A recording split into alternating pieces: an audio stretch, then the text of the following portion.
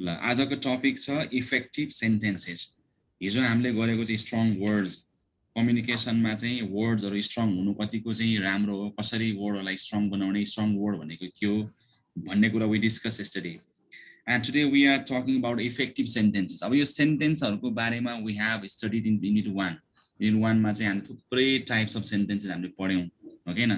तिनै कुराहरु यहाँ चाहिँ अब चाहिँ हामी पढ्छौं फेरि।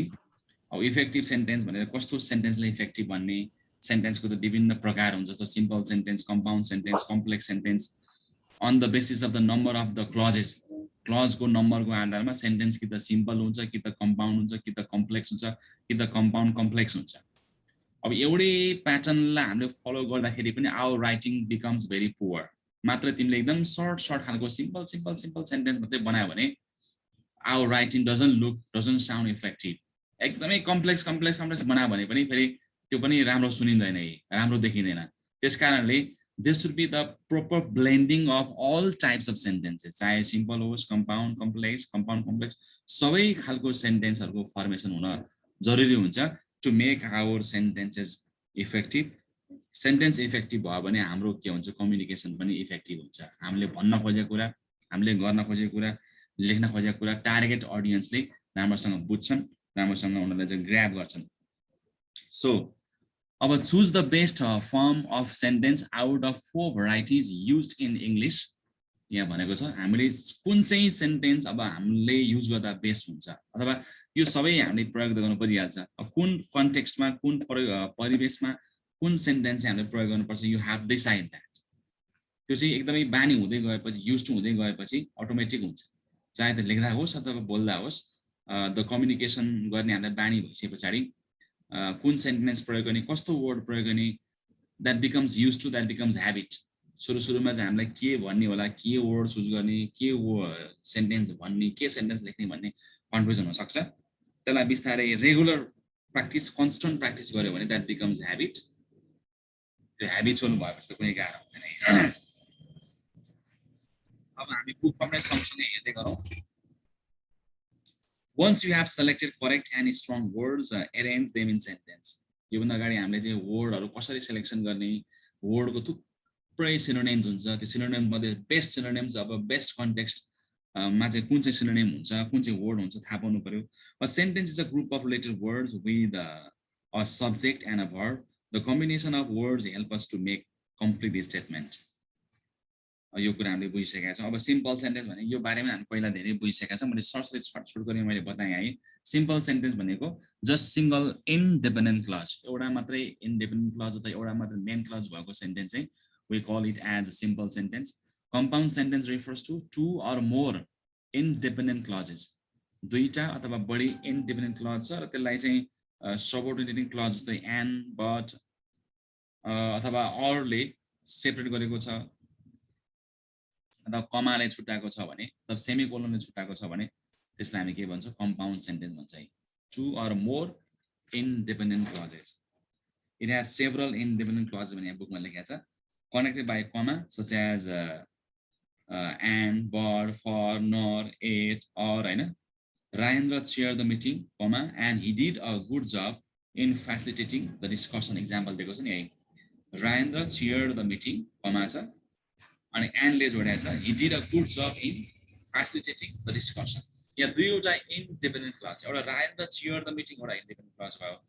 he did a good job in facilitating the discussion, अर्को मेन क्लज, अर्को इन्डिपेन्डेन्ट क्लज। दुईटा अथवा बढी इन्डिपेन्डेन्ट क्लज छ भने हामी त्यस्तो सेन्टेन्सलाई कम्पाउन्ड सेन्टेन्स भन्छौँ।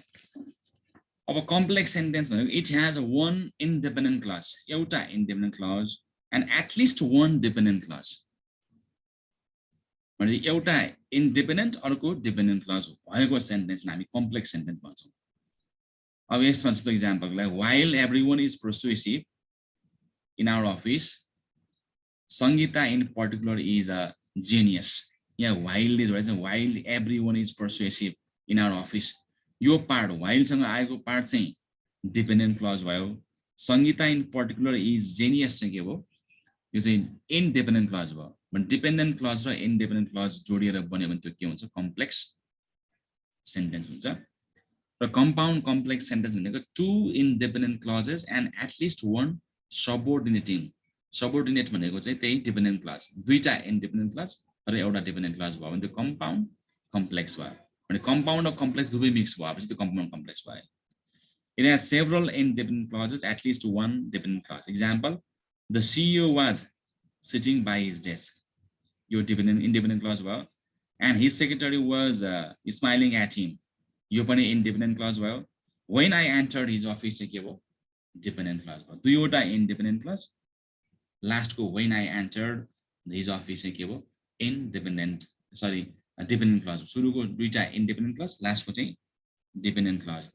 यसरी दुईटा इन्डिपेन्डेन्ट र एउटा कम्तीमा एउटा डिपेन्डेन्ट क्लज भएपछि त्यो के हुन्छ कम्पाउन्ड कम्प्लेक्स सेन्टेन्स भन्छ अब यो त सेन्टेन्सको बारेमा भयो कस्तो सेन्टेन्सलाई इफेक्टिभ सेन्टेन्स भन्ने कस्तो अवस्थामा कस्तो सेन्टेन्स प्रयोग गर्ने we will just go in detail now from the book all of you look at the book check for missing commas in the sentences depending on the type of the clause used so कमाहरुले एकदमै matter कमा फुल stop यो हामी नीति 1 मै हामीले पढिसकेका छौं सानो कुराले पनि कतिको म्याटर गर्छ भन्ने कुरा सो कमाहरु एकदमै कतै मिस भइरहेको छ कि एकदमै ख्याल गर्नुपर्छ check for missing commas in sentences depending on the type of the clause used and avoid fragments भनेको चाहिँ इनकम्प्लिट खालको एक्सप्रेसन हेर्दाखेरि that looks like sentence but actually that is not sentence यो फ्र्यागमेन्टको बारेमा पनि हामीले अगाडि पढिसकेका छौं अभोइड फ्र्यागमेन्ट्स हामीले फ्र्यागमेन्ट्सहरु अभोइड गर्नु पर्यो एन्ड प्यारालेलिजम त्यो प्यारालेलिजम भनेको चाहिँ ठ्याक्कै चाहिँ मिल्नु पर्यो के अब चाहिँ कोहेरेन्स हुनु पर्यो भनेको सब्जेक्ट अनुसारको भाव प्रयोग गर्नु पर्यो to avoid monotony and strive for diversity and effectiveness alternate between the various types of sentences every halko sentence बनायो भने that becomes so monotonous your writing your speech becomes very boring very monotonous so let's use diverse type of sentences फरक sentence बनाऊ कहिले complex कहिले compound कहिले complex compound कहिले simple यसरी mix गरेर हामीले सेन्टेन्स बनाउन सक्यौ हामीले हाम्रो राइटिङमा हाल्न सक्यौ भने our writing becomes very effective monotonous पनि हुँदैन हैन Using a long series of compound, complex or compound complex sentences can be boring. त्यो यसको मतलब यो होइन कि एकदमै कम्प्लेक्स सेन्टेन्स बनायो भने हाम्रो राइटिङ इफेक्टिभ हुन्छ कसै अलिअलि धेरै जाने छ भने उले एकदम कम्प्लेक्स सेन्टेन्स बनाइदिन्छ हैन तर त्यो पनि होइन Using long series of compound, complex or compound complex sentences can also be boring and tiring and even confusing. धेरै कम्प्लेक्स सेन्टेन्स भयो लामो सेन्टेन्स भयो that becomes very boring to understand, difficult to understand. जस्तो मैले class 12 को अस्ति example दिए the last voice of worship त्यो स्टोरी पढ्यो भने लाइन बाइ लाइन पढ्यो भने के पनि बुझ्दैन यत्रो वर्ष मैले पढाएँ अहिलेसम्म त्यो स्टोरी मैले बुझेकै छैन भनेको त्यस्तो हाम्रो कम्प्लेक्स हुन्छ एकदमै त्यो कम्प्लेक्स बनाएर खास अर्थ के पनि भएन त्यसको त कुनै मिनिङ नै भएन हुन त कतिपय राइटरले अब चाहिँ कुनै कुराको मिनिङै छैन मिनिङलेस लाइफ इज मिनिङलेस भनेर मिनिङ दिनु पर्यो भने त्यस खालको राइटिङ पनि लेख्छन् कसैले चाहिँ हैन त्यो मिनिङ दिनलाई मिनिङलेस कुरा लेख्छन् त्यो छुट्टै पार्ट भयो अर्को word using too many simple sentences can also make writing or speaking choppy धेरै सिम्पल सेन्टेन्सहरु बनायो भने पनि के हुन्छ तिम्रो राइटिङ त रफ हुन्छ धेरै कम्प्लेक्स बनायो भने पनि बोरिङ हुन्छ बुझ्न गाह्रो हुन्छ ऑडियन्सले नबुझेपछि उले पढ्दैन नपढेपछि तिमीले लेखेको कुनै अर्थै छैन हैन धेरै सिम्पल बनायो भने चप एकदम रफ सुनिन्छ and does not permit you to express relationship among the ideas त्यस कारणले अब यही भन्ने भएन use the correct form of the sentence correct type of the sentence bring variation in writing हैन यही नै प्रयोग गर्न पर्छ यही खालको मात्रै प्रयोग गर्दा राम्रो हुन्छ भन्ने भएन सबै खालको आउनु पर्यो next remember that in every message some ideas are more important than others and your task as an effective communicator is to emphasize important ideas in the way you construct your sentences जहिले पनि हामीले कुनै कुरा लेख्दा होस् अथवा भन्दा होस् कुनै जे कुरा हामी लेखिरा छौं त्यहाँ केही न केही आइडिया चाहिँ इम्पोर्टेन्ट हुन्छ है if you are writing something then some ideas maybe were more important than other ideas त्यो सबभन्दा महत्त्वपूर्ण आइडिया मोस्ट इम्पोर्टेन्ट आइडिया चाहिँ के हो त्यो फाइन्ड आउट गर्नु पर्यो र त्यसलाई एम्फसाइज गरेर हामीले सेन्टेन्स कन्स्ट्रक्ट गर्नु पर्यो जस्तो give more space or time for important ideas अब अहिले हामी यहाँ इफेक्टिभ सेन्टेन्सेसको बारेमा पढिरा छौं अब मैले चाहिँ अरूको कुरा गरे भने मैले अरूको कुरा अब चाहिँ बाहिरी कुराहरु अन्य टपिकको बारेमा कुरा गरे भने त्यो डिस्ट्र्याक्ट भए जुन कुरा भन्न खोजेको कुरा त्यो कुरामा फोकस भएन, इम्फसाइज गरेन, अथवा बढी मैले सेन्टेन्स त्यो बारेमा मैले बोलिन अथवा लेखिन भने we will go out of track.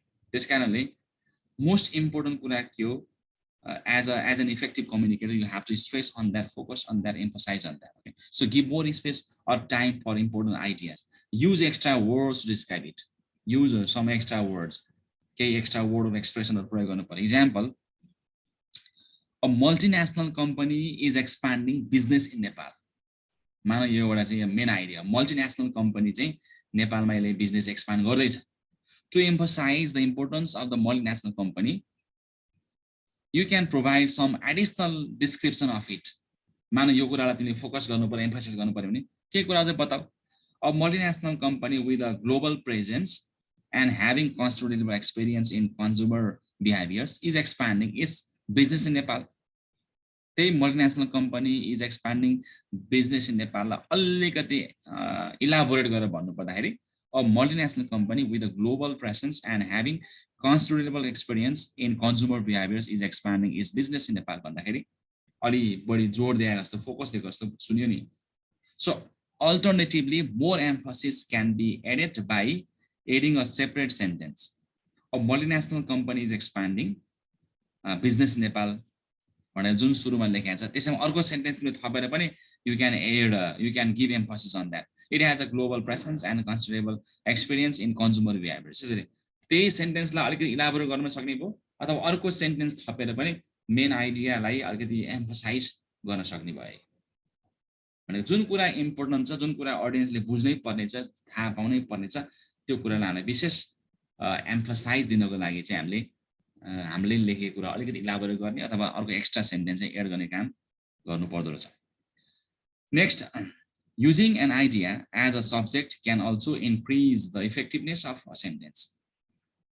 यदि हामीले सेन्टेन्सलाई इफेक्टिभ बनाउनुहुन्छ भने let's use idea as subject. जुन आइडिया हो त्यो आइडियालाई हामीले सब्जेक्टको रूपमा राख्यौँ भने पनि हाम्रो राइटिङ चाहिँ अलिकति के हुन्छ, इफेक्टिभ हुन्छ अथवा त्यसले चाहिँ हामीले भन्न खोजेको कुरालाई बढी एम्फसाइज गरेको जस्तो फिलिङ आउँछ. जस्तो अब in this sentence the emphasis is on the person. He can deliver presentations more effectively using a projector. यसमा व्यक्तिमा फोकस चाहिँ उसले चाहिँ प्रोजेक्टरको प्रयोग गरेर राम्रोसँग चाहिँ प्रेजेन्टेसन डेलिभर गर्न सक्छ भने यहाँ हि भन्ने व्यक्ति एउटा छ, त्यो कुरामा एम्फसिस गरेको छ. अब तिमी व्यक्तिमा होइन कि वस्तुमा फोकस गर्नु. मानौ अब यसलाई चाहिँ यस्तो गर्यो भने the projector enables him to deliver effective presentations भन्यो भने what is focused, what is emphasized here? Projector भनेको हामीले आइडिया अथवा सब्जेक्टलाई अथवा जुन कुरामा फोकस गर्ने हो त्यो कुरालाई सब्जेक्ट बनाएर हामीले सेन्टेन्स क्रिएट गर्यो भने पनि त्यसमा चाहिँ एम्फसिस भएको हामीले फिल गर्न पाउँछौँ. The projector enables him to deliver. The projector is what emphasized here. सुरुको सेन्टेन्समा he, person is emphasized. So emphasize कसलाई गर्ने हो त्यसलाई हामीले सब्जेक्ट बनाउनु पर्यो. Similarly, emphasis is gained by placing an idea at the beginning or at the end of sentence. Beginning ma rakhera pani, end ma rakhera pani, we can create emphasis. The government is reaching labor agreements with more foreign countries to increase remittance. To increase remittance भन्ने word last ma राखेँ यहाँ. यसले पनि emphasis create गर्यो. To increase remittance, the government is really reaching labor agreements with 4 foreign countries. यहाँ अगाडि राखेर to increase remittance, यसले पनि के त फोकस गर्यो भनेको कतिपय एक्सप्रेसनलाई हामीले लास्टमा राखेर पनि we can create emphasis, effect of emphasis. By placing at the beginning also we can create the effect of emphasis. त्यो पनि ख्याल गर्नु पर्यो. The placement of emphasis in complex sentence depends on the relationship between the ideas expressed.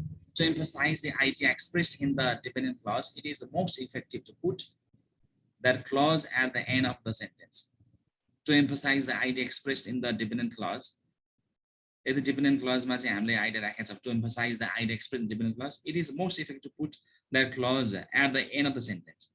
यदि हामीले main idea dependent क्लजमा राखेको छ भने त्यो डिपेन्डेन्ट क्लजलाई पछाडि राख्नु पर्यो, अगाडि मेन क्लज पछाडि डिपेन्डेन्ट क्लज गर्नु पर्यो. यदि एम्फसिस कम छ भने चाहिँ त्यसलाई अगाडि राख्दा के फरक पर्ने भएन. The clause also can be placed at the beginning. However, it sounds somewhat less emphatic. than putting at the end. To downplay the idea, you can place the dependent clause within the sentence. The stone artifacts are provided in Nepal, which has more seasonal sculptures than in many countries. Which has more seasoned sculptures than in many countries. Dependent clause भयो. या more seasoned sculptures भन्ने यो एक्सप्रेसनलाई बढी emphasis दिनको लागि यो चाहिँ dependent clause भए तापनि कमा भन्दा पछाडि राखेको छ नि यसरी अगाडि हाल्ने पछाडि हाल्नु पर्यो कि अब empathic because Nepal has more seasoned sculptures than in many countries, the stone artifacts are produced there. Our less emphatic stones. Nepal, which has more seasoned sculptures than in many countries, produces stone artifacts.